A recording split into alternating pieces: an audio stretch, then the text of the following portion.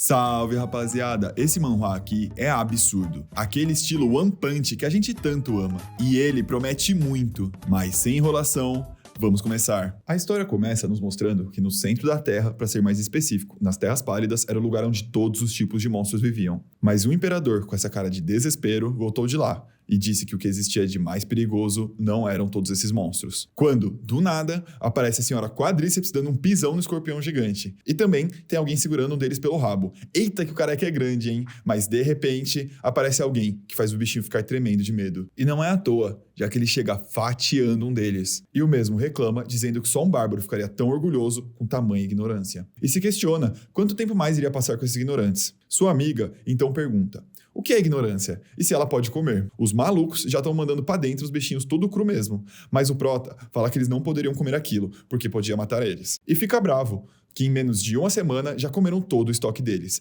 Mas eles não se abalam e falam que como foi um nobre desafio, valia a refeição. Mas, depois de um segundo, o careca, que pelo visto se chama Greta, já passa mal e pede socorro para a companheira, que dá 3 tapas na cara dele tentando ajudar. Enquanto isso, o prota, que a gente ainda não sabe o nome, começa a refletir que não foi isso que ele pediu. E então, conta que já tinha desistido de seu trabalho e foi trilhar uma jornada. Ele escalou o Monte Everest, chegou no centro do planeta Terra e até mesmo chegou no extremo sul. Mas, claro, nada aconteceu. Então caiu a ficha que a realidade era a coisa mais distante da fantasia. E toda noite ele orava, para que quando acordasse, a realidade fosse outra. E um dia, esse pedido foi atendido. De repente, muda para uma carruagem, sendo escoltada por um grupo. E um soldado reclama que tá frio de gelar as bolas. Mas o capitão já fala que se tivesse agasalhado, não ia passar por isso. E então, um outro soldado diz que mesmo que a recompensa seja incrível, isso que eles estão fazendo é uma loucura. Pois, cruzar com aquelas terras é coisa de maluco. Mas o capitão só dá um chega pra lá nele e fala que todos concordaram de estar ali. Indo para dentro da carruagem, aparece um mordomo espirrando e pergunta se a mocinha à sua frente está bem. Ela diz que sim e é apresentada como Milena, da família Akasha. Quando eles são interrompidos por um soldado reclamando do frio extremo, o mordomo fica irritado, mas a Milena fala que está tudo bem e eles estão ali para ajudar eles a cruzar as Terras Pálidas. Ela pergunta até se não era melhor a galera toda estar dentro da carruagem, pois estava com dó deles. Mas o mordomo, que por enquanto eu vou chamar de Alfred porque não falo o nome dele, questiona sobre esse lugar. Ele conta sobre a lenda do imperador, que queria dominar o mundo e decidiu conquistar as Terras Pálidas. Ele levou todo o seu exército e partiu nessa jornada. Porém, anos depois, quando todo o seu império já tinha ido de base, ele voltou derrotado e sem nada. Voltou até parecendo mais velho e mal de cabeça, porque ele saía por aí falando que as coisas mais perigosas lá não eram os monstros, mas sim os bárbaros. Logo, Alfred diz que isso é só uma lenda, mas Milena fala que vários monstros dessas lendas já foram encontrados. Mesmo assim, ele fala que nenhum bárbaro nunca foi visto, e ela confirma. De repente, o capitão pede para pararem, pois tinha algo na frente atrapalhando. Ele tenta entender o que é aquilo e fala que não podem prosseguir, quando se espanta e diz que tem uma boa e uma má notícia. A boa é que o ser era pequena, mas a má é que estava indo em direção a eles. Todo mundo, na hora, ficou em choque. Eles já puxam suas armas, mas veem que é um humano. Quero dizer, nosso protinha, né? Tranquilo, ele vem caminhando, e logo percebem que é um bárbaro. O mesmo diz bem de boa, que só estava andando ali porque não aguentava mais ver a cara de seus companheiros. E é sortudo por encontrar esse pessoal, no meio da neve. E é nos apresentado. Que tal? O bárbaro Eshin. Ele fala que é um prazer conhecer todo mundo ali. E pergunta se eles são mercenários que foram contratados para escoltar alguém. Também sugere que voltem, mesmo sabendo que eles não vão fazer isso. O pessoal fica com medo do que é dito, mas ele continua e pergunta se tem alguém na carruagem, pois ele também quer ser contratado. Ninguém entende nada, mas ele repete e diz que quer ajudar eles a atravessarem aquelas terras. O capitão, mesmo assustado, pergunta se ele não é hostil. Que tal diz que se esse fosse o caso, eles já não estariam ali. O capitão vai até Milena e fala que o bárbaro deseja ser contratado. Ela diz que se lutassem com ele, todos seriam amassados mesmo, então aceita a proposta.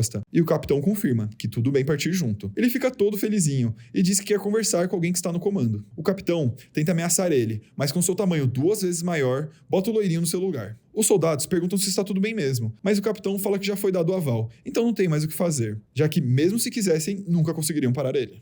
O Alfred fica todo apavorado com aquele brutamontes vindo perto deles, mas Milena tenta ficar tranquila e fala que o rapaz já pode entrar. Já dentro, o prota pede para que se acalmem, porque não tem a intenção de machucar ninguém, mas o Alfred não parece que está ficando bem não. Enfim, conversam com calma, e que tal diz que é quente ali, e nossa amigona explica que é graças à magia, e ele fica impressionado, mas logo em seguida fala que esse lugar é muito perigoso, e a qualquer momento podem parar de frente com outro grupo de mercenários, e por isso quer os acompanhar, mas tem uma condição. Ele quer saber o que existe depois das Terras Pálidas. Milena não entende muito bem, mas se vê sem escolha, e diz que tudo bem. Depois disso, finalmente se aproximam, e o que tal fala que espera que eles se deem bem.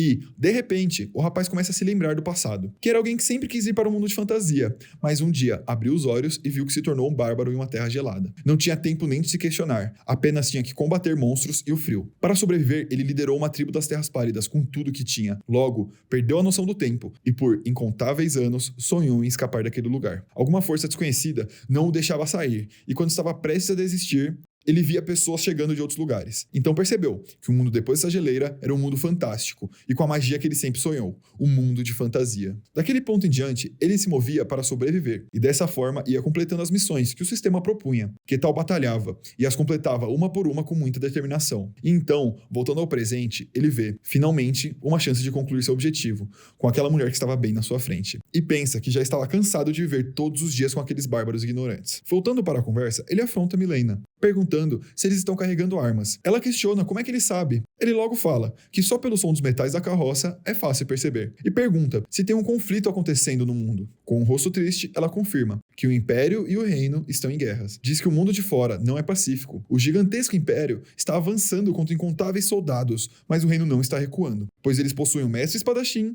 e um herói protegendo suas fronteiras. Ketal se surpreende com esses nomes e pergunta que tipo de poder que eles têm. Mas ela questiona se o rapaz não sabe sobre um poder conhecido como mistério e explica que apenas um número seleto de pessoas pode sentir esse poder. Eles são colocados em 5 ranks, baseado em sua força. Primeiro, vem a terceira classe, que são aqueles que podem sentir o mistério. Da segunda classe em diante, são pessoas que conseguem usar esse poder. Depois vem a primeira classe. Esses indivíduos podem manifestar o mistério, em forma de mana ou aura. Os cavaleiros, magos e evocadores de espírito pertencem a essa primeira classe. Depois desses, os rankings viram inúteis, já que viram pessoas que são incompreensíveis para os humanos. Explicando melhor, os transcendentes são aqueles que conseguem dividir os céus e as terras. Por sinal, o mestre espadachim está nesse ranking. E então, temos os heróis, monstros que foram além de dominar o mistério e conseguem manipular o próprio mundo. E Milena completa, com o fato de alguém ter sua própria força quantificada para um nome é a prova de seu poder.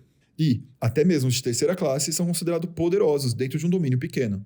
Sem pensar 2 vezes, o prota diz que quer conhecê-los. Milena fica boquiaberta, mas ele completa dizendo que já ficou tempo demais preso tentando sobreviver nessa terra congelada e não vê a hora de conhecer o mundo de fora, esse mundo de fantasia. Depois de um tempinho andando, nossa amiga puxa assunto com o Protinha e fala: Senhor Ketal, você é um bárbaro, certo? Ele responde: pode-se dizer que sim, julgando por suas reações, parecem conhecer sobre o meu povo. Ela diz que é por conta da lenda. Ele parece não saber nada sobre, então é contada uma antiga história. Por algum motivo, ele pergunta se esse imperador era um roubado e diz que só achava que ele era maluco. Ela não entende, a gente também não, né? Mas então ele confirma a lenda e ainda fala que já viu seres como aquele passando por ali. Mas já mudando de assunto, ele deduz que pelo número de carroças eles devem estar levando muitas armas e questiona qual a razão de estarem passando por esse caminho, já que era muito perigoso.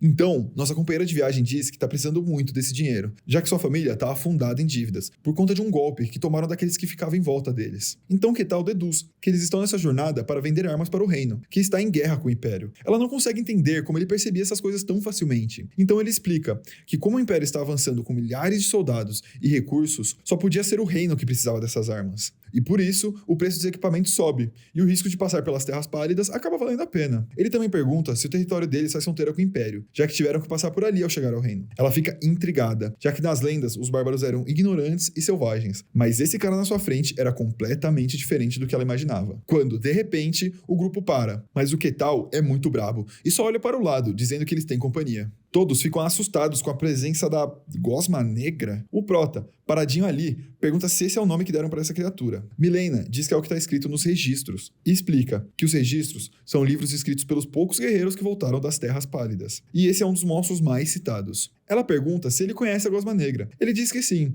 que elas são bem molengas e ótimas para um lanchinho da tarde. Ele até pergunta se ela quer experimentar um desses, mas com cara de nojo, ela recusa e dá uma desculpinha que tá de dieta. Mas, enquanto eles conversam, o bichão tá preparando o ataque e ela pede por ajuda, mas ele fala que só fez contrato com ela e só vai proteger ela. Enquanto não tiver nenhum perigo real, ele vai ficar bem quietinho ali. Ela fica sem entender, mas na realidade isso era um plano dele para ver o nível atual do pessoal lá fora. E então, a gosma vem para o ataque, mas o capitão rapidamente pede por um escudo. O soldado entra na frente para defender a cabeçada, mas não parece que ele tancou não. O lanceiro já dá um pulo por cima, mas não adianta nada e é jogado pra longe. O bicho que tá parecendo mais uma gelatina dá um gritão, e o loirinho avisa que gosmas negras se movem em linha reta e que eles tinham que aproveitar isso.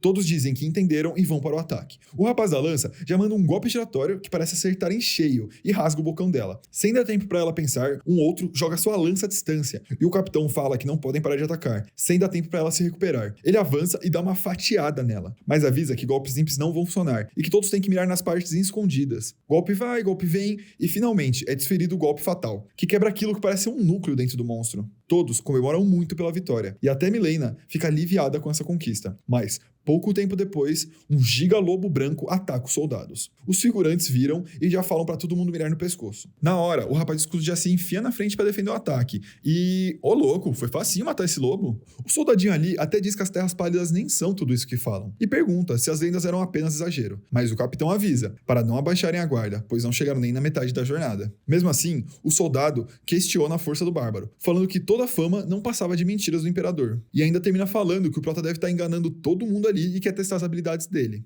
E não é que ele foi realmente lá tirar satisfação? Chegou na porta da carruagem e pediu para Milena um teste para Ketal, já que todos ali estão arriscando suas vidas e não pode aceitar que o bárbaro fique ali parado sem mexer um dedo. Ela tenta avisar que é melhor não, mas eles já estão decididos que querem. Então é dito que tudo bem e questiona que tipo de teste que seria esse. O capitão até tenta parar eles, mas já é tarde demais. Então, nosso bárbaro bombado dá um sorrisinho de canto e desce da carroça, avisando a todos que temos visitas. E pelo visto, é um dos fortes que chegou. Oxe, ela tá até falando. Os soldados viram assustados, mas a serpente já tá com a boca aberta e pedindo para eles latirem pra ela por algum motivo. Sem ter tempo de pensar, ela já toma um chega pra lá do Protinha. A cobra pergunta o porquê dele estar ali e se ele por algum motivo esqueceu das leis das Terras Pálidas. Mas o Ketal não quer saber de nada e avisa que se ela sair do território da sua tribo, ele já é interrompido por ela, que fala que não é nada da conta dele e já vai pra cima com tudo. Mas ele não peida não, e já avisa que é o prometido imutável e vira uma baga na barriga da serpente, que pelo visto tomou um dano legal ali, hein? Nossa, só aquele soquinho criou uma puta aura em volta do seu golpe. Tá, porra, que não para de voar tudo pra longe só com o soco dele. Caramba, até esses dois estavam mais longe ali estão sendo empurrados. Mas depois do fogo abaixar, Ketal, depois de desmaiar a cobra em uma só porrada, ainda avisa que ela só aprenderia depois de apanhar. Esse cara é sinistro. Sua amiga chama por ele, mas ele diz que só vai terminar ali rapidinho e já volta. Ele pisa no chão, já soltando muita aura, dá 3 pulinhos ali pra chegar perto da cobra, solta um soco que parece uma flashbang, santa ignorância. Nem o Alfred tá entendendo nada. Assim, só sobrou a cobra ali, pedindo por misericórdia. Depois de ver como Ketal é forte, todos os figurantes pedem desculpa ali mesmo pra ele. Ele diz que tá tudo bem e entende que é realmente difícil de confiar em estranhos. E assim, eles seguem seu caminho. Tadinho do Alfred, deixaram ele ali fora. Mas, indo para dentro da carroça, Ketal pergunta o porquê dela estar arriscando sua vida, já que pelas roupas, ela parecia ser de alguma família rica. Milena explica que é filha da segunda esposa do Lord Kasaki Akasha. E continua falando que foi um casamento político e o pai só abandonou as duas. Então, ficaram sem nenhum poder no castelo, sendo tratadas até como servas. E, querendo se tornar exemplo de coragem para o reino, ela decidiu ir nessa jornada. O prota elogia, dizendo que ela é inteligente e bem ambiciosa. E quando ela iria dizer algo, eles são interrompidos com a chegada ao seu destino. Saindo da carroça, ela agradece ao bárbaro por ter os ajudado. E ele pergunta se precisariam de ajuda na volta. Mas ela diz que está tudo bem, já que não iriam mais carregar armas voltando. Então, ela cria coragem e pergunta para ele o porquê dos elogios. Ele diz que não é qualquer um que conseguiria ter a coragem de trilhar o seu próprio caminho para sobreviver, enquanto sua família cai em ruínas, e que no futuro seus subordinados escolheriam ela para seguir. E termina perguntando se não era o seu objetivo obter o controle da família. Por fora, ela diz que não, mas por dentro ela pensa no quanto Ketal é esperto para um bárbaro, e pensa que poderia até levar ele para o seu lado, já que sua força seria de grande ajuda, e convida ele para se juntar a eles. Mas ele apenas recusa, pois ainda precisaria de cuidar de algumas coisas por lá. Então, ela oferece o colar da sua família, dizendo que se um dia ele fosse sair de lá, era só procurar por sua família e mostrar aquele colar.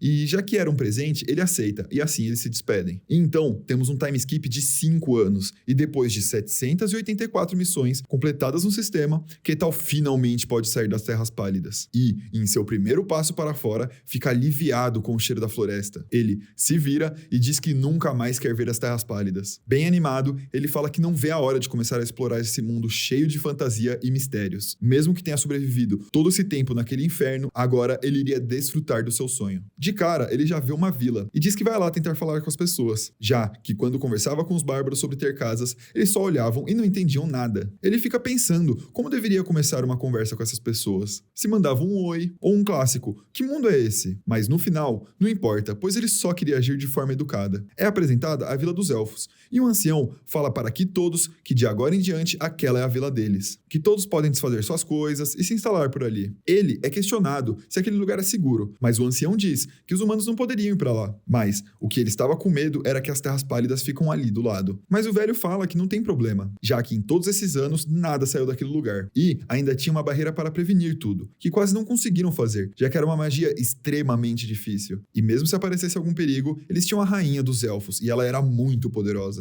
Voltando para o Quetal, ele estava caminhando, quando sente que esbarrou em algo, e diz que sentiu alguma coisa rasgando. Na verdade, ele tinha arrombado a barreira e nem percebeu. E então só continuou andando. De repente, se depara com uma elfa criança. Ele fica todo animadinho, e fala que não esperava ver alguém dessa raça tão cedo. E diz que é muito sortudo. A criança estava com medo e perdida, e quando olha para o lado, ela vê o Prota, que parece uma geladeira gigante, e fica tão assustada que desmaia. Ele segura ela e diz que nem deu tempo de conversar, mas já que isso tinha acontecido, ele levaria ela de volta. Ele pensa que, como na maioria das histórias, os elfos são gentis e do bem, e que ele seria muito bem recebido por todos ao voltar com uma das suas crianças, e fica todo coradinho pensando nisso. Mas, quando chega na vila, os elfos ficam apavorados e começam a gritar com ele. A mãe da criança tá até chorando de desespero ao ver sua filha. O ancião, muito assustado, diz que é impossível esse humano chegar lá, já que tinha a barreira. Então, ele grita para chamar a rainha, mas de longe avisam que ela está dando uma volta. Nesse momento, o Prota tenta explicar que não é inimigo, só que nem deixam ele terminar de falar, e é interrompido por alguém que diz que se ele não soltar a criança, vão caçar ele até a morte. O ancião, em desespero, pensa que sua localização foi exposta, e que aquele humano deveria estar com um grupo forte, já que conseguiram destruir a barreira. Fica pensando quanto tempo já estavam atrás deles. O Prota, tadinho, só estava ali para ajudar a criança e conhecer pessoas, e fica se perguntando se ele parece o sequestrador, e pensa que precisa resolver logo aquele mal-entendido. Na hora, ele já solta a criança, que estava tremendo em seus braços, e ela se vira para ver ele, mas, de novo, fica apavorada, e sai correndo, chorando, de volta para sua mãe. Ele se pergunta se era realmente tão assustador assim, já que se achava até que decente nas Terras Pálidas. Então, ele tenta falar novamente, para todos que ele é do bem, mas o ancião grita que a refém foi libertada, e manda todos atacarem. O Prota fica com essa cara de bunda, achando que eles não estavam ouvindo. E ele pensa que eles são mais agressivos do que ele esperava. Mas, como a floresta não é o lugar mais pacífico do mundo, ele até entende. Enquanto ele ficava ali pensando como poderia resolver esse problema, mandavam uma enxurrada de flechas, que sequer faziam algum efeito nele. Os elfos se perguntam que tipo de artefato ele deveria estar usando para conseguir esse feito,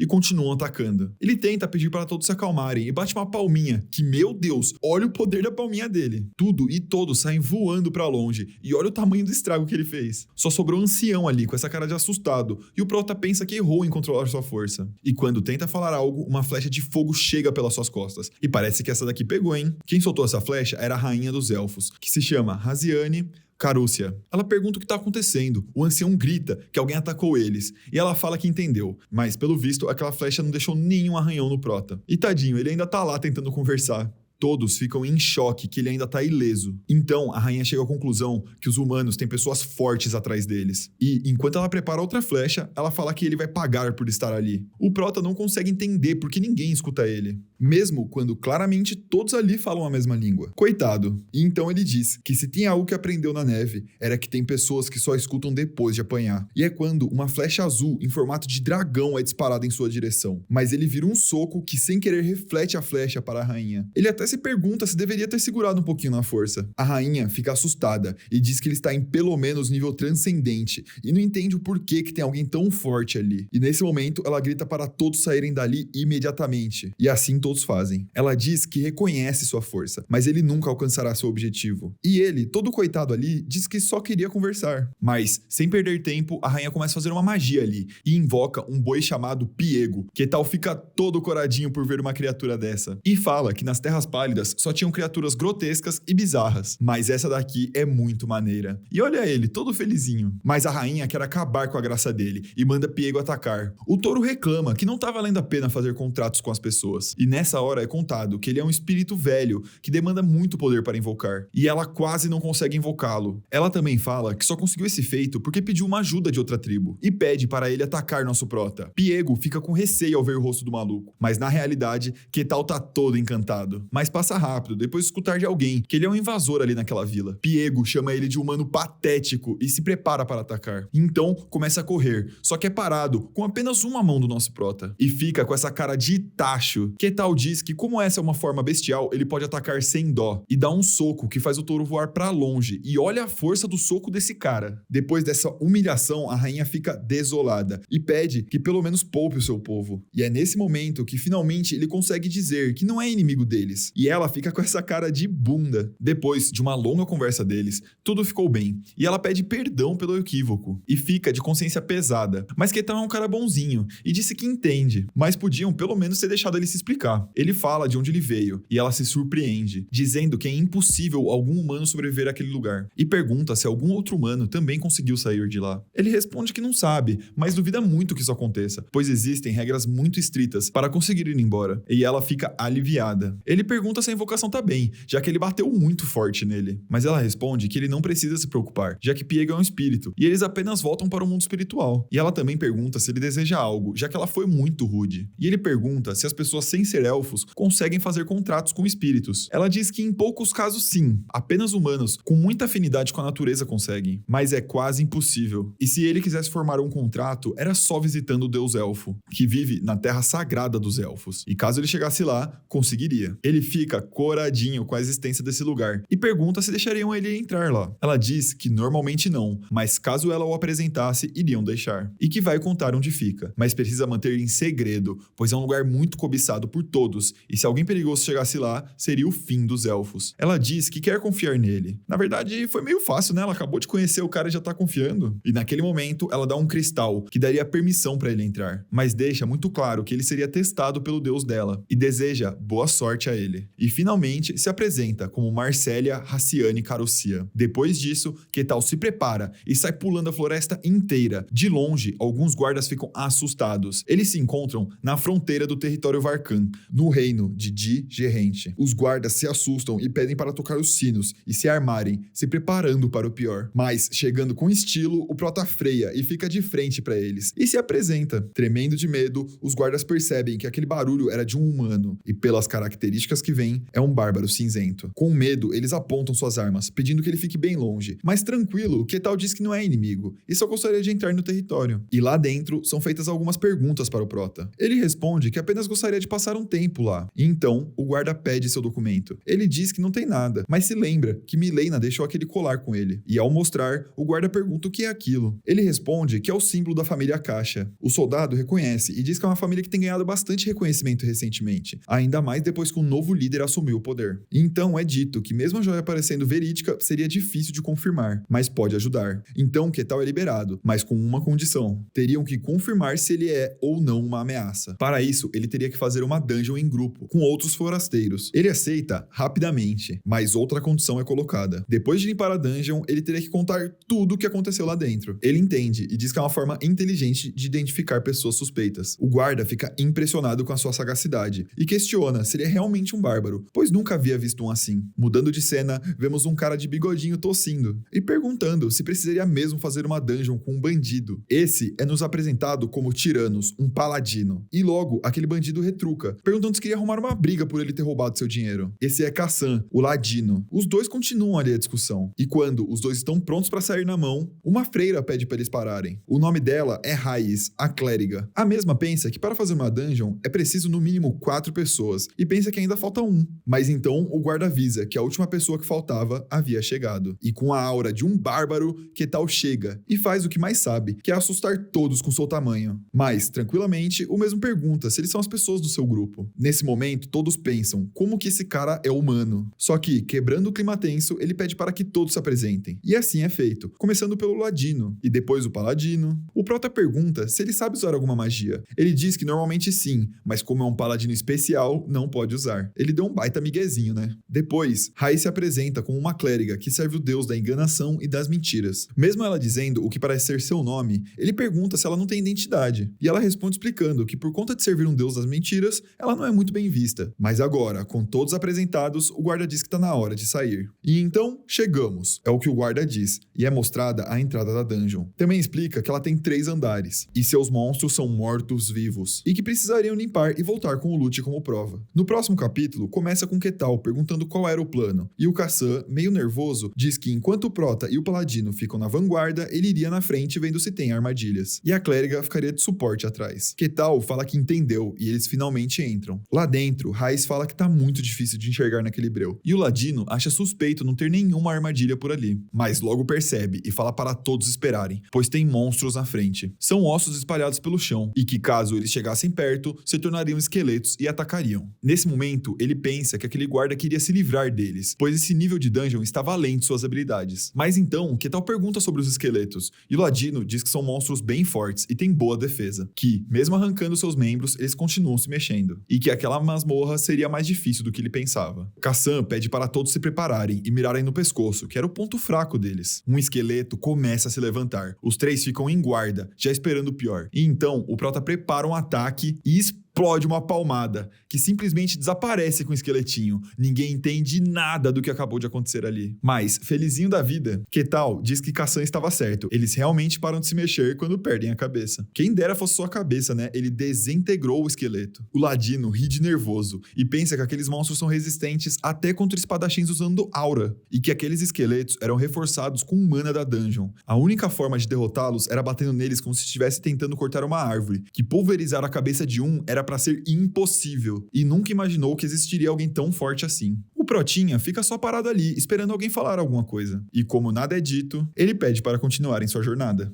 E o grupo, que agora viu sua força herculana, sai correndo atrás dele. Mais à frente, se deparam com ossos diferentes. É um esqueleto com espada. Como de costume, todos ficam apavorados, mas dessa vez, Ketal pede um favor. Ele diz que gostaria de cuidar daquele esqueleto sozinho. Obviamente, todos concordam. O monstro se levanta, e os três se perguntam o que ele vai fazer. Mas ele tá ali só se divertindo. O esqueleto pula para fazer um golpe por cima, mas é parado apenas com 2 dedos. E sua espada é cortada apenas com a força dos dedos. Mesmo assim, isso não o para. Ele recua para preparar outro ataque, mas o Prota segura o braço dele e decepa essa parte. O Ketal fica até coradinho ali, esperando para ver o que o esqueleto vai fazer. Nem mesmo o esqueleto entende a situação de tão absurda, mas isso não é suficiente para pará-lo. Rapidamente, ele puxa a espada com a outra mão, e o Prota fica ainda mais feliz. O esqueleto avança, mas novamente é parado e perde outra mão. Nesse ponto aqui, já tá sendo humilhação até demais, né? Só que nada parece fazer ele parar. Ele tenta atacar só com aquele toquinho do braço. E como é de se esperar, o Prota segura com a maior tranquilidade. Nesse ponto, os outros três não sentem mais nada além de medo do Ketal, que continua fazendo seus testes ali com os monstros, pra ver até onde eles aguentam batalhar. E percebe que mesmo com apenas o crânio, eles ainda se mexem. E terminando os testes, ele fala que todos podem continuar com a sua jornada. Após andarem um pouco, finalmente chegam no segundo andar. O grupo pede ao Prota para descansar e ele concorda. O Ladino fica até de joelho para agradecer. E com todos sentados, rola aquele clima estranho, já que os três não querem sequer puxar assunto com o Prota depois de ver o potencial dele. Mas mesmo assim, ele inicia uma conversa, dizendo que a masmorra fica próxima da cidade, e se não tem vezes que os monstros saem para atacar. Raiz responde que praticamente não acontece, mas existem exceções, que são rapidamente identificadas e resolvidas. Kassan complementa que masmorras são fenômenos naturais que podem aparecer como cavernas e torres, e a maioria delas aparecem em áreas com muitas pessoas. Ketal diz que é por isso que essa que eles estão apareceu. A clériga fala que quando elas aparecem, o Lorde do Território pede para averiguarem o nível de perigo e envia forasteiros, mercenários ou até guardas para limpá-las. Animado com essa informação, o Prota pergunta se tem alguma recompensa após eles terminarem. E é respondido que depois de derrotar o chefe no último andar, tem a recompensa. Ele fica contente e fala que é igual a um jogo. A clériga não entende e ele só desconversa. E ele vem com mais uma pergunta: quem é o criador das masmorras? Ela não entende, pois sempre foi dito que são eventos naturais, mas ele explica que é tudo muito estranho, já que elas são criadas perto de lugares populosos e com recompensas para que sejam exploradas, e que parece artificial demais. A clériga e o Ladino, que nunca haviam pensado nisso, concordam e se questionam se esse cara na sua frente é realmente um bárbaro, pois essa linha de pensamento é muito diferente do comum. Mas já descansados, Ketal pergunta se podem continuar, e assim eles vão. Andando pela caverna escura, o grupo se depara com um baú dourado. Kassan fala que é uma das recompensas da dungeon, e pensa que apenas um Ladino muito muito habilidoso consegue ter as habilidades para abrir um baú, e que seria uma pena ter que deixar lá. Mas o prota, inocentemente, pergunta se ele poderia abrir. Ele fica com essa cara de bobo, e quando vai falar algo, o prota interrompe, dizendo que só tá pedindo isso porque é o trabalho dos ladinos. E olha ele ali, todo felizinho que vai poder ver suas habilidades de perto. Kassan pensa que ele não tá errado, mas tem um porém. E com essa cara muito engraçada, ele pensa que se tivesse essas skills, não estaria nem ali com eles. Alguém como ele, que não é nem reconhecido pela guilda, não sabe abrir esse tipo de coisa. Mas já que tá nessa situação e o protinha fica olhando com essa expressão de esperança, não pode desapontá-lo. E com muito medo de como que tal iria reagir, ele fala que vai tentar. Nervoso, ele puxa seu equipamento de arrombamento e começa o trabalho. E o prota fica só no cangote dele ali de olho. Kassan tenta se lembrar de quando viu um carregador abrindo e pensa que sua vida está em jogo.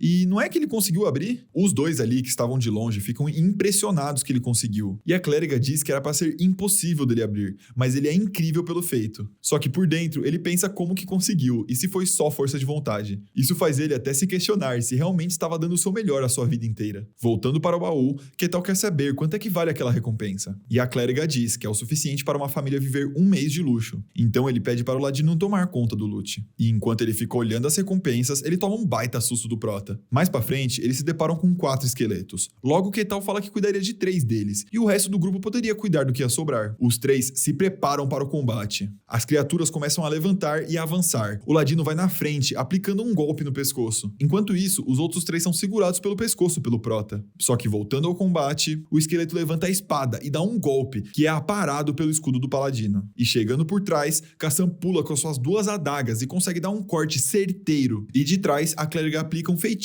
na espada de Tiranos, que faz o esqueleto ficar de joelhos e com o pescoço trincado. Já o Ketal tá tranquilo ali, com os 3 crânios na mão, dizendo que gosta de ver as habilidades do grupo e quer continuar vendo o show. Então esfarela os ossos. O ladino continua aplicando golpes no pescoço e todos percebem que o bárbaro está apenas testando suas habilidades. Isso faz com que todos fiquem super motivados para matar o esqueleto e depois de muitos golpes, conseguem finalizar o cansativo combate. E isso faz o prota pensar que aqueles que conheceu nas Terras Pálidas eram até que fortes. Continuando a dungeon, a quantidade de esqueletos aumentou depois do 3º andar, mas com Ketal na frente, eles passam que nem um caminhão por eles. E então, chegando na parte mais profunda, eles acham o Cavaleiro Esqueleto, que é o boss final. Tremendo, a clériga não acredita que um monstro daquele nível está ali. Ketal pergunta se tem algo errado, e ela diz que aquele cavaleiro é forte demais para estar naquela dungeon, e que era preciso pelo menos alguém de 3ª classe para ter a chance de ganhar, e que era melhor eles correrem, já que não tinham chances. E o prota pergunta o que aconteceria se eles escolhessem não lutar. Ela responde que o território mandaria uma confirmação para eles,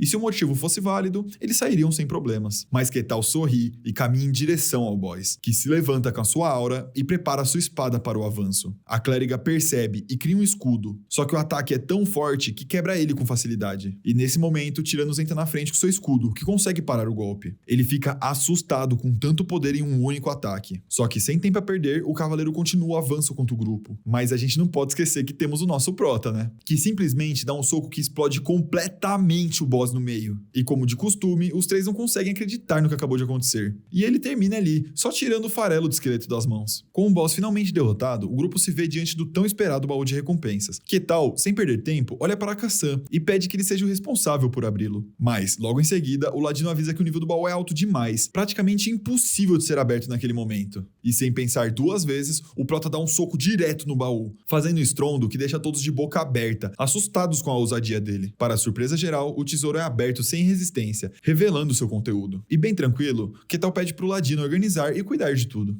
Confuso, Kassan não se aguenta e se pergunta se ele poderia abrir com apenas um golpe esse tempo todo, por que pediu para eu tentar primeiro? E finalmente o grupo sai da dungeon e é escutado o som das pedras fechando. Kassan explica que após o término dela, as portas são fechadas e aquela ali parecia não ter nenhuma sala secreta. Ketal acha bacana e se anima com a existência dessas salas. Chegando ao território, o guarda se surpreende com a chegada antecipada da equipe e pergunta como foi a jornada. Ketal faz um joinha dizendo que foi muito legal. Então, eles vão para o processo de perguntas solos, começando pela clériga. É perguntado se ela acha que estaria tudo bem o bárbaro entrar no território. Ela fica meio pensativa, e isso faz o guarda refletir que o propósito desse procedimento todo não é limpar as masmorras, mas sim barrar a entrada de elementos malignos. E indo para o Kassan, ele diz que o bárbaro não parece que quer causar problema nenhum, e termina com o paladino falando que Ketal é incrivelmente forte, mas não apresentou ameaça alguma durante sua jornada. Agora, quando chega o momento do prota, ele não poupa palavras. Diz que Kassan foi um excelente ladino, desarmando armadilhas histórias e abrindo tesouros. Também fala sobre o paladino, que ajudou muito na vanguarda, e conclui elogiando as preces da clériga. O guarda acha inesperada essa reação, já que quando estranhos formam grupos, eles não costumam falar bem um dos outros. E então é permitida a entrada do grupo no território, mas é alertado que caso causem problemas, serão exilados. Assim é entregue a recompensa pelo trabalho completo, para que todos dividam. E o guarda pensa que normalmente essa recompensa seria confiscada, mas dessa vez ele não quis fazer isso. Então Ketal fala para todos dividirem igualmente. Os três ficam relutantes quanto a aceitar a proposta, mas o Prota insiste e fala muito animado que todos deveriam ir para o bar juntos comemorar. Mas todos fazem essa cara de bobos, já que só querem ir embora, para ficar longe daquele brutamontes maluco. Enquanto isso, atrás deles, o guarda pensa que não é comum alguém como aquele bárbaro existir, já que ele matou um boss da dungeon com apenas um soco. E provavelmente ele era de pelo menos segunda classe. E talvez seria até o homem da lenda do bárbaro. E então fala que teria que ir até o Lorde para avisar sobre essa existência. Chegando no grande castelo, em seus aposentos, o Lorde pede para o guarda entrar. E pergunta o porquê dele estar ali. E nos é apresentado Luke Barkan, o Lorde do território Barkan. O capitão diz que está ali para avisar que julgou que não teria problemas o bárbaro entrar no território. Então Luke questiona qual seria o problema para ele ir até lá. O mesmo responde que é porque o rapaz é forte o suficiente para ser um problema. O Lorde pergunta o quão forte ele é. Então o guarda fala que o bárbaro derrotou um cavaleiro esqueleto com apenas um soco. Luke fica incrédulo de receber aquela informação, já que ninguém abaixo da segunda classe conseguiria derrotar um desses, ainda mais um bárbaro com apenas um golpe. Então pergunta se o rapaz poderia ser ainda mais forte, e o guarda diz que a chance é muito alta. Luke fica com medo, pensando na dor de cabeça que seria ter alguém tão forte solto em seu reino, ainda mais um bárbaro, que acredita resolver tudo na base da força bruta, e pede para trazê-lo agora. O guarda questiona se isso seria o melhor a fazer. Luke diz que alguém forte como aquele cara poderia causar muita instabilidade, e vê-lo pessoalmente iria tranquilizar, e que ficaria tudo bem, já que ele tem seu cavaleiro ao lado. E pergunta a ele o que acha disso. O cavaleiro diz que mesmo sendo forte, ainda é apenas um bárbaro, e que caso viesse a dar problemas, ele usaria sua esgrima, ensinada pelo grande mestre espadachim. Então Luke fala que poderia trazer o bárbaro. Mudando de cena, vamos para um restaurante, com vários pratos de comida sob a mesa. Então, vemos alguém mastigando um pedaço de carne. Era Ketal, comendo como um verdadeiro bárbaro, deixando até seus companheiros meio desconfortáveis com aquilo. Mas, ignorando a situação, ele diz que ama aquele lugar, e que tudo ali é pela conta dele, e eles poderiam comer o quanto quiserem. Meio constrangidos, eles agradecem. Ketal puxa assunto com o Paladino, perguntando que tipo de poderes divinos ele usa, já que não viu nenhum enquanto eles estavam na masmorra. Ele desconversa, dizendo que como ainda está em treinamento, não despertou suas habilidades. Ketal muda para a clériga, perguntando se existe algum templo da deusa dela por ali. Ela responde que como segue a deusa das mentiras e da enganação, Calócia, as pessoas geralmente não recebem bem essas ideias, mas na realidade as pessoas vaiam e detestam essa deusa. Mudando de assunto, ela toma coragem e pergunta o quão forte Ketal é. Os outros dois também ficam atentos a essa pergunta. Ele fica com essa cara engraçada com essa questão, mas responde que faz pouco tempo que saiu das Terras Pálidas. Também tem curiosidade de saber qual seria seu rank, e pergunta o quão forte é um cavaleiro esqueleto. Ela responde que precisa ser de pelo menos segunda classe para derrotar um, e que, provavelmente, só alguém de primeira classe para cima conseguiria derrotar um,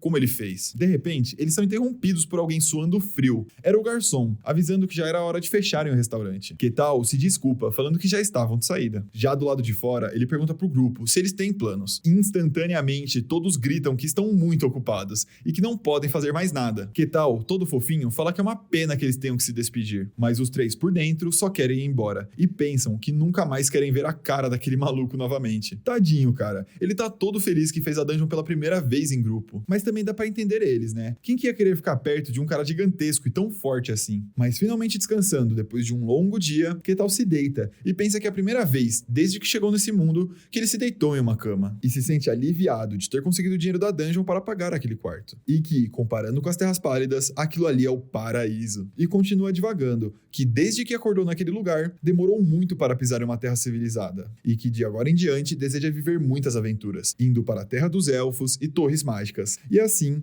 caindo no sono. Um novo dia amanhece, e ele acorda, ouvindo alguém bater em sua porta. Era o chefe dos guardas. Ketal pergunta o porquê dele estar ali. E o guarda fala que o Lorde desejava falar com ele. Logo, Ketal fica lisonjeado com o convite e diz que tudo bem, mas pergunta se era mesmo naquele momento e que precisava colocar umas roupas para sair. O guarda fica intrigado de como é fácil convencer aquele cara, mesmo ele sendo um bárbaro. Seguindo seu caminho para o castelo, Ketal fica encantado podendo ver aquele território na luz do dia e pensa que vai aproveitar aquele seu dia de sorte. E do lado dele, o guarda pensa que ele tá agindo muito estranho e só quer chegar logo no castelo. Gente, esse mangá tem umas expressões muito engraçadas. Ao chegar no castelo, o guarda avisa que trouxe o bárbaro. Então, é permitida a entrada deles. Luke se apresenta como o Lorde daquele território, e Ketal faz o mesmo, se reverenciando. Luke fica perplexo vendo um bárbaro abaixando sua cabeça, já que esse povo nunca faria algo assim, e pensa que quando se vive muito, acaba vendo de tudo. Em seguida, pede para que eles se sentem para conversar, e assim é feito. Já sentado, Ketal se perde na beleza daquele castelo, mas quando olha para o lado, ele vê o cavaleiro de pé, do lado do Lorde, e acha muito irado ver esse tipo de personagem,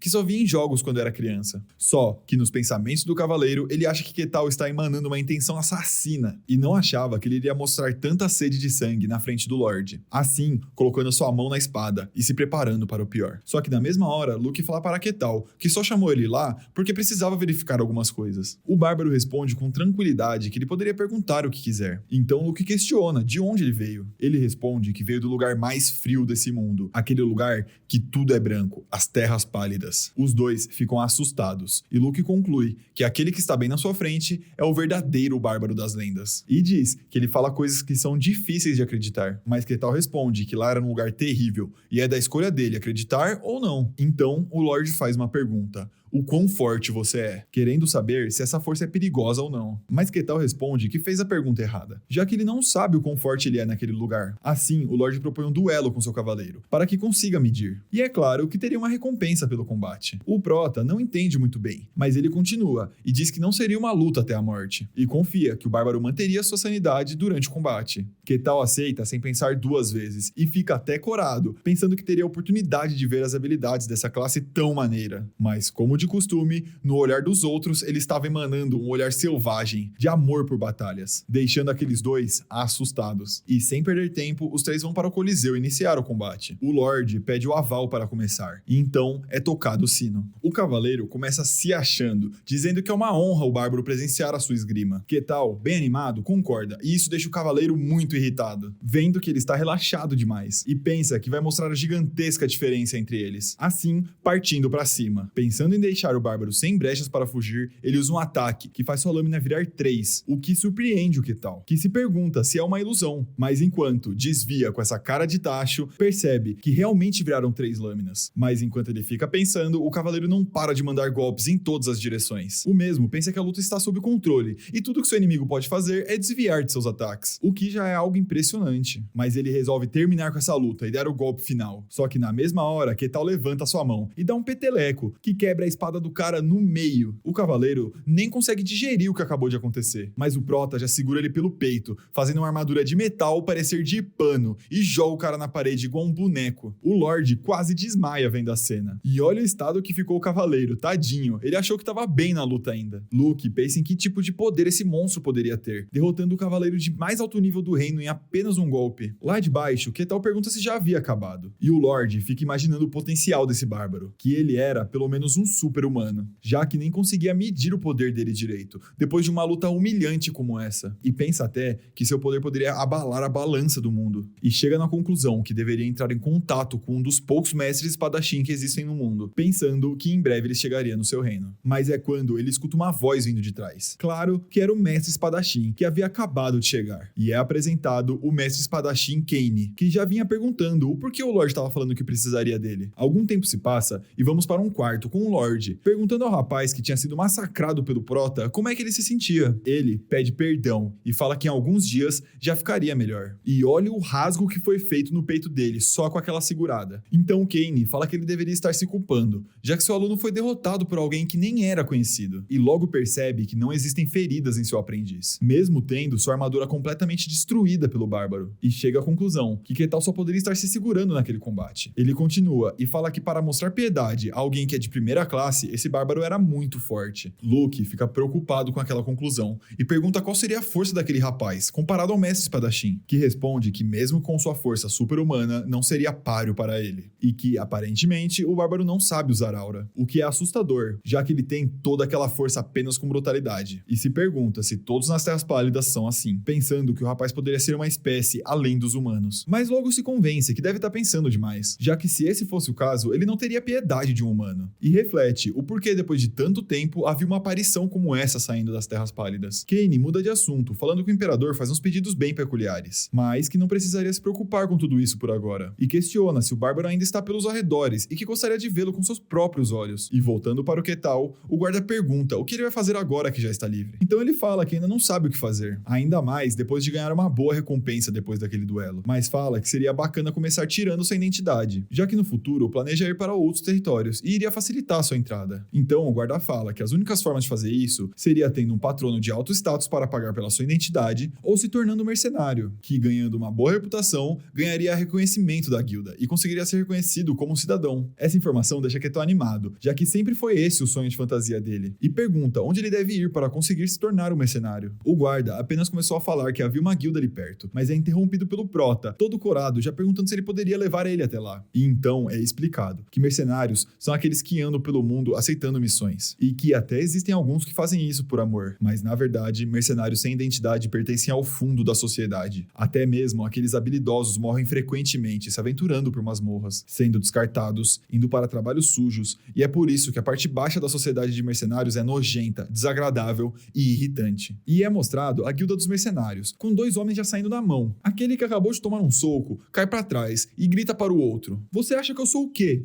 Com o outro já falando que pode vir, que ele tá enfurecido. Então aparece outro cara de longe, falando que apostou no da direita, tendo certeza que ele ia ganhar. Então o combate continua, mas vemos que sentadas na mesa tem duas funcionárias conversando. Uma pergunta para a outra como é que estão os recrutas hoje. Rosa, a recepcionista da guilda, responde que estão terríveis e que todos eles são muito esquisitos. Que tem um maluco que fica dizendo ser um paladino, outro é um ladino, e a freira até que parece normal, mas ela serve um deus estranho, então não é muito confiável. Então ela pensa que não tem ninguém decente por ali. Esses cabeças de músculos só ficam brigando o dia todo. Que seria incrível se aparecesse um lindo príncipe e um cavalo branco que tirasse ela desse trabalho cansativo. Nesse momento, a porta é aberta e ela acha que finalmente seu sonho poderia ser realizado. Mas na verdade era Quetal, chegando com um sorrisão na cara, vendo que aquela era a tão esperada guilda dos mercenários. Sua entrada faz até aqueles que estavam lutando pararem para verem o Bárbaro Forte chegar. Já sentado na recepção, ele fala que veio se tornar um mercenário. Rosa, espantada com seu tamanho, pergunta o porquê dele querer se tornar um. Ele diz que tem vários motivos, mas o principal era que queria se tornar um cidadão. Ela diz que se é isso que ele deseja, precisará conseguir muitas conquistas e que precisaria registrar ele como mercenário, e isso custaria 5 moedas. E então, pergunta seu nome e idade. Ele responde que se chama Quetal e não sabe a sua idade. Ela diz que colocaria qualquer coisa aceitável, e então ele recebe a sua insígnia de mercenário, e é dito que ela representa seu status e que não poderia perder de jeito nenhum. Quetal fica contente em ser registrado e pergunta se tem algum trabalho que ele pode começar a fazer. Rosa mostra para ele uma prancheta com serviços disponíveis para alguém de seu rank, mas ali só tinham coletas de ervas e limpezas. Ela explica que como ele era de ranking F, só tinham serviços básicos. Ela fica muito nervosa, achando que como se trata de um bárbaro, ele poderia ficar enfurecido e surtar de repente. Mas para sua surpresa, ele escolhe a coleta. Ela até pergunta se ele tem certeza disso, mas Quetal está bem tranquilo e logo pergunta onde deve ir para conseguir fazer o trabalho. Ela fala que as ervas crescem do lado de fora da cidade e mostra uma foto de como elas são. Então ele pega a foto e já sai para iniciar os trabalhos. Depois dele sair, a amiga da Rosa até tenta confortar ela depois desse momento tenso, mas sem perder tempo, Quetal chega no lugar onde crescem as ervas e se prepara para a coleta. E é claro que ele trouxe seu protetor solar, né, para começar os trabalhos. E em apenas 1 hora ele trouxe um saco lotado de ervas e pergunta se isso era o suficiente. Rosa até pensa se ele é um criminoso tentando destruir os campos de ervas, mas logo se impressiona que todas foram coletadas em excelentes condições, já que a maioria dos mercenários só arrancam elas, fazendo seu valor cair muito. Quetal, todo orgulhoso, fala que pode não parecer, mas ele tem muita confiança em seu toque delicado. Ela agradece seu trabalho duro e entrega a bela recompensa de 1 moeda de prata. Pode parecer pouco, já que só daria para comprar 1 unidade de pão, mas é o primeiro dinheiro recebido através de um trabalho honesto. E isso deixa o Quetal bem contente. Ele não perde tempo e já pede outra missão. Rosa se pergunta que porra é essa na frente dela. Não é possível que ele esteja tão feliz só com essa moeda. Mas ele diz que ainda é meio-dia e ele quer fazer o máximo de missões que conseguir. E Rosa percebe que se trata de mais um mercenário esquisitão. Mas coitado dele, ele tá ali fazendo suas missões todo fofinho. Pouco tempo depois, aparece Quetal, selecionando a limpeza do armazém como sua próxima missão. E Rosa pensa que ele já pegou 3 outras missões depois da coleta das ervas, e todas foram limpezas. Ela até se questiona se ele gosta de limpeza, mas no fim, ela passa a missão pra ele. Chegando no local, Ketal está ali para fazer a limpeza. E a dona do lugar toma um baita susto com o tamanho do bárbaro. Só que sem perder tempo, ele pergunta se ela é a dona. Então, Ketal diz que fazer aquele trabalho foi moleza, já que não teve problemas em mover as coisas. E a sua próxima missão foi limpar a rua. Ele pegou a vassoura e começou a limpar. De primeira, foi difícil controlar a força, mas conseguiu concluir sem problemas. De longe, Kane espionava o bárbaro e se pergunta o que aquele cara estava fazendo, que mesmo com poder suficiente para balançar o reino se quisesse, ele estava fazendo tarefas simples. E ainda mais, ele estava fazendo todas as missões com muita seriedade e carinho. Ele se pergunta o porquê. Por que ele era daquele jeito? Então vamos para o começo de mais um dia. Ketal se espreguiça e dá o seu primeiro passo, quando vê um saquinho em sua frente. E lembra que foi a recompensa do seu primeiro dia como mercenário. Ele juntou 15 moedas de prata após fazer 15 missões. E isso deixou ele muito contente para começar seu segundo dia como mercenário. Saindo de casa, a sua presença assustadora faz até as crianças chorarem e todos olharem. Mas nada poderia atrapalhar seu bom humor. E então ele percebe que ali perto havia uma biblioteca. Isso o deixa curioso,